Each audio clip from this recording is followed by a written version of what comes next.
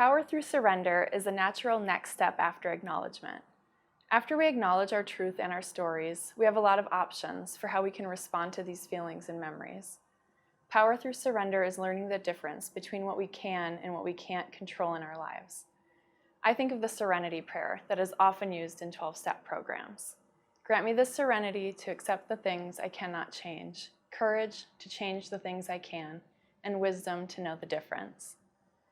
When we have a clear picture of what we can and can't control, we have the freedom to do two amazing things.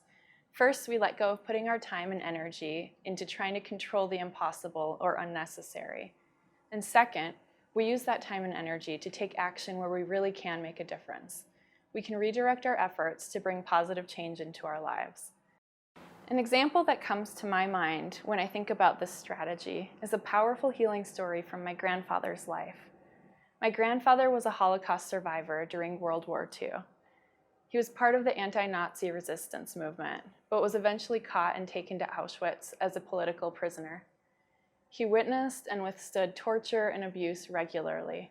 He lost his home, many friends and family during this war, and weighed under 90 pounds by the time the war was over. I didn't get to meet this hero until a few decades later when I was born.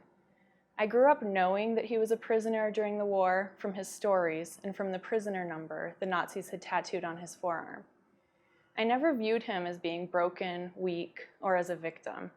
Early on in his life, he decided that he would not let this horrible experience define him. He decided that he would not become bitter, angry, or vengeful, even though he could have. He decided that he would make meaning from his story.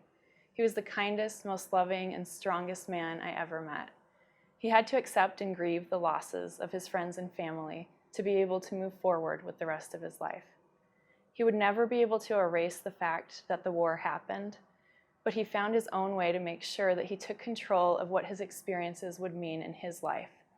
He would share his story with anyone who was willing to listen in order to build awareness and to teach about the consequences of war and ignorance. He also chose to live his life in peace and kindness. And through his example, he was able to teach many people that it is possible to put your broken pieces together and come out more beautiful in the end. Power through surrender is so important for healing because this is when survivors get to reclaim their power and realize that they get to write their own stories starting right now. In conclusion, I would like to share a story that exemplifies power through surrender. The artist Chuck Close is a good example of someone who has found power through surrender. Part of power through surrender is knowing what to fight, and just as importantly, knowing what not to fight. When he was only 48 years old, Close suffered a burst artery that left him paralyzed from the neck down. Initially, Close was devastated because he thought he would never paint again. He says, "I remember saying, 'You see, I told you I can't do it,' with tears running down my cheeks." Close could have given up and never painted again, but he figured out a way to keep making art.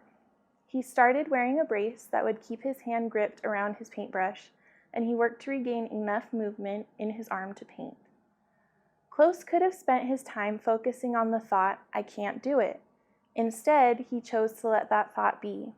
By letting it be, he was able to focus on productive thoughts. Close is 76 today, and despite his significant setbacks, he's still making art. Just like Close, you could spend all of your time fighting your limbic system. Instead, identify your trauma voice for what it is, and find power in moving forward and strengthening your prefrontal cortex. I hope as you focus on power through surrender this week, you find peace in practicing this strategy.